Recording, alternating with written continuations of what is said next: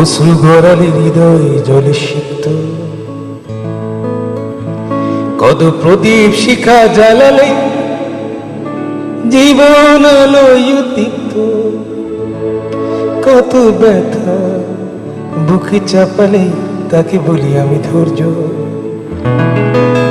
নির্মমতা কত দূর হলে জাতি হবে নির্লজ্জ। আমি চিৎকার করে কাঁদিতে চাহিয়া করিতে পারিনি চিৎকার। আমি চিৎকার করে